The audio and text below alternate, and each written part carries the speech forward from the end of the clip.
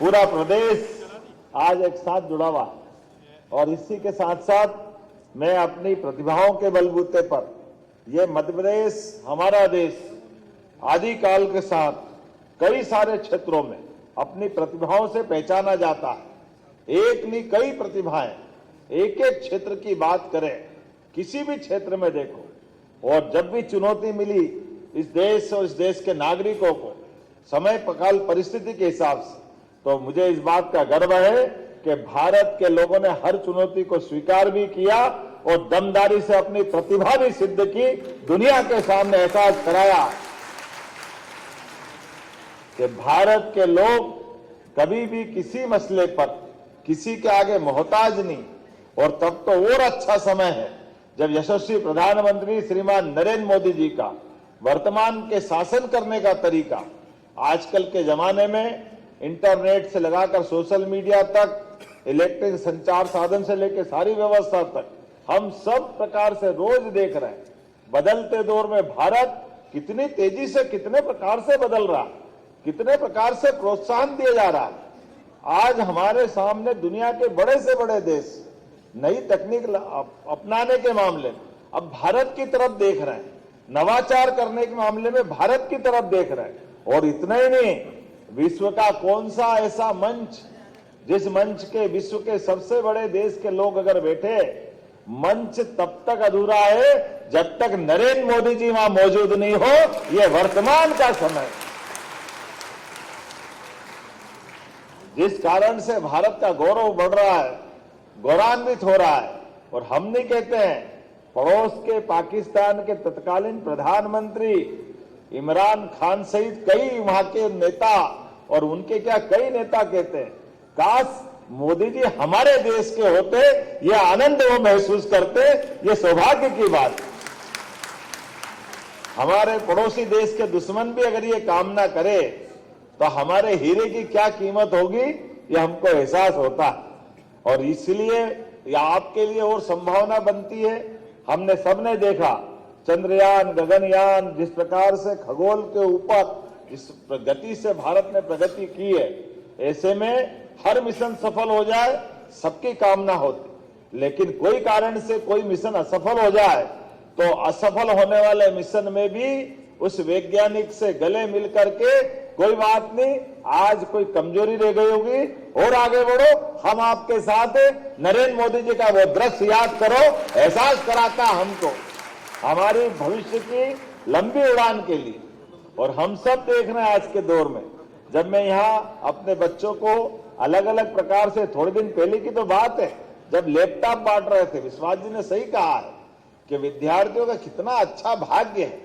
बच्चों, हम में से मंच के कई सारे लोग बैठे हैं, कांग्रेस के शासनकाल में हमारी higher secondary, BSc, MA, MBA, PhD, LLB सब कर ली, लेकिन कभी लैपटॉप तो छोड़ो, पेन का ढक्कन नहीं दिया किसी ने। पेन भी दे तो चलो छोड़ो, घर से बैठ के जाए तो टाटपट्टी का बोरा घर से ले जाना पड़ता था। बड़ा कठिन दौर था। स्कूलों की हालत इतनी खराब थी कि सरकारी स्कूल तो मिलते नहीं थे, प्राइवेट किसी का स्कूल लेकर के किराए से स्कूल मिलते थे। मैं आज भी अपने स्कूल जीवन को याद करता हूं कि जहां मेरा प्राइमरी स्कूल था, ये बरसात के समय रहते थे। बरसात के समय में अधिकांश जगह उज्जैन के शास्त्राबाद के प्राथमिक विद्यालय में मैं जहाँ पढ़ा था, उस स्कूल से आते जैसे बारिश होती तो राम राम करके स्कूल वाले, जल्दी जाओ बच्चे, जल्दी जाओ, छुट्टी हो जाए। क्यों करना छुट्टी? बोले आप जाओगे तो कमर कमर पानी उसमें से निकल के वापस घर जाना पड़ेगा। इधर बारिश हुई नहीं, बच्चे के साथ कापी किताब पूरा स्कूल का सारा जो भी बस्ता है वो तो गीला हो गई सही, आपको जान के लाले पड़ते। हमारे पास में उज्जैन में क्षिप्रा नदी पे, जब मैं हर स्कूल की अलग अलग कहानी, जब मैं प्राइमरी पढ़ता था तो वहां कहानी, मिडिल में आता तो जहां स्कूल पढ़ता था वहां बुधवारे हाट लगता था, बुधवारे हाट ऊपर लगता, नीचे लगता, ऊपर स्कूल चलता रहता। अब हाट के पास स्कूल की आवाजें कैसे आती, पता नहीं क्या दुनिया कैसे, लेकिन परमात्मा की लीला है। ऐसे प्राइवेट स्कूल के ऐसे एक नहीं कई सारी बातें बता सकता हूं, मेरा नहीं, ये सबका अपना अनुभव है। लेकिन ये कांग्रेस के लोगों को शर्म नहीं आई। ये मैं जवाबदारी से इसलिए कह रहा हूं कि मेधावी विद्यार्थी बैठे हैं, आप कभी कल्पना करो, आज 1947 में देश आजाद हुआ था, हमारे साथ में जापान की स्थिति क्या हुई थी? परमाणु बम के हमले से जापान की सारी व्यवस्था ध्वस्त हो गई, लेकिन आज वो दुनिया की तीसरी चौथी अर्थव्यवस्था बनके वो उठ के खड़ा हो गया। इजराइल हमारे साथ 1 साल बाद आजाद हुआ, लेकिन इजराइल आज अपने देश के नागरिकों के साथ दुनिया के सामने 1 करोड़ से भी कम आबादी का देश सीना ठोक के सबके सामने खड़ा है। लेकिन इतनी बड़ी आबादी का देश और भारत के युवाओं के साथ, भारत के भविष्य के साथ कांग्रेस के लोगों के इस गलत नीतियों के कारण से भारत की हालत क्या हो गई।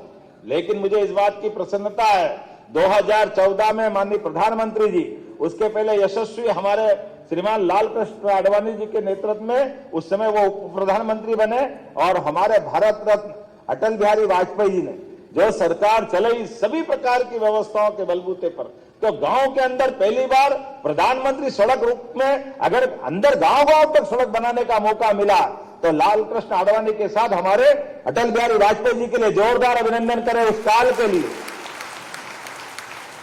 तो बड़ी बेशर्मी से बोला जाता था कि अरे क्या जरूरत है, गांव के लोग तो बैलगाड़ी में चलते हैं, सड़क गांव में देना ही नहीं चाहिए, काय के लिए दे रहे हो। स्वर्ण चतुर्भुज योजना जैसी बड़ी योजना को कांग्रेस की सरकार फिर बनी, फिर योजना बंद कर दी।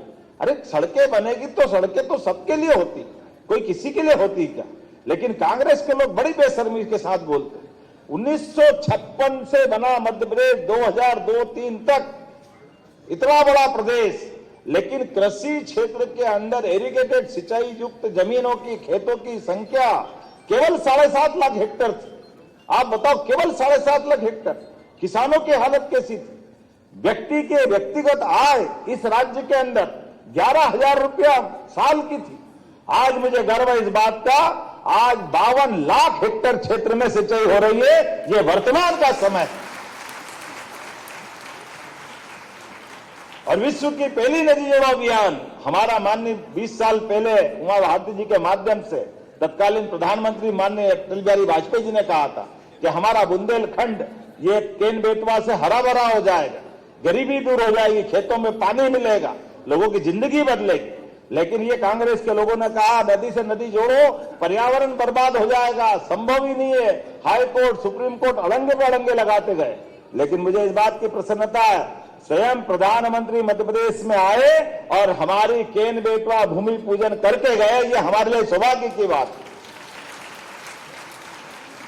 ये बातें मैं आपके सामने इसलिए कह रहा हूं बच्चों के, आप में से कई सारे लोग अपनी अपनी प्रतिभा के बलबूते पर आज अपनी किताबों के माध्यम से पढ़ लिख करके आप अपने अंकों में श्रेष्ठता हासिल कर रहे हो, लेकिन भविष्य की चुनौतियां ये आपको मिलेगी अलग अलग प्रकार से। जब मैं कई सारे लोग मित्रों से पूछ रहा था, तो वो आज बदलते दौर में कोई बोल रहा मैं डॉक्टर बनूंगा, कोई बोल रहा मैं सीए बनूंगा, कोई पुलिस का अधिकारी बता रहा है, कोई कलेक्टर बता रहा है, एक ने तो कैबिनेट सेक्रेटरी तक की बात सोच ली। एक बच्चे ने कहा मैं भारत सरकार के आईएएस के माध्यम से कैबिनेट सेक्रेटरी बनूंगा। लेकिन बड़े दुर्भाग्य के साथ कहना पड़ रहा है, एक भी बच्चे ने नेता बनने की बात नहीं कही। ये दुर्भाग्य की बात, ये इसलिए मैं आपके सामने कह रहा हूं कि चंद्रशेखर आजाद से लेकर भगत सिंह तक, नेताजी सुभाष चंद्र बोस से लेकर तमाम प्रकार के क्रांतिकारियों और सभी प्रकार के स्वतंत्रता सेनानियों ने ये आजाद भारत का सपना देखा था। और आजाद भारत के सपने में यहाँ की जनता, यहाँ के नेता अपने देश का भाग्य बनाए, देश का भविष्य बनाए। तो अच्छे आईसीएस में टॉप करने वाले नेताजी सुभाष चंद्र बोस जो 1923 में टॉप करते, लेकिन उस समय उतने टॉप करने के बाद भी उन्होंने नौकरी नहीं की। उस समय आईएएस की वजह आईसीएस होता था और एग्जाम के लिए एरिया कितना बड़ा था। आज का पूरा भारत, आज का बांग्लादेश, पाकिस्तान, नेपाल, भूटान, बर्मा से लगाकर अफगानिस्तान तक का पूरा क्षेत्र में परीक्षा एक होती थी। उस एक परीक्षा में टॉप करने वाले नेताजी सुभाष चंद्र बोस केवल अपनी प्रतिभा को, भारतीय लोगों के बारे में कहा जाता था कि इनमें टैलेंट नहीं है, तो वो अपना टैलेंट भी सिद्ध करते और पास होने के बाद मार्कशीट फाड़ के फेंक देते। अंग्रेजों, ये तुम जानो, तुम्हारी डिग्री जाने, भारतीय लोगों में अकल होती है केवल बताने के लिए परीक्षा दी थी, लेकिन मैं अपने देश की आजादी के लड़ूंगा, ये उदाहरण उन्होंने पेश किया था। ये हमारे लिए सौभाग्य की बात।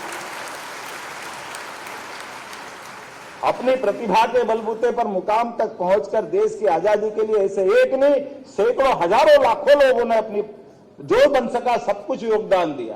तो आज के बदलते दौर में और उनके बलबूते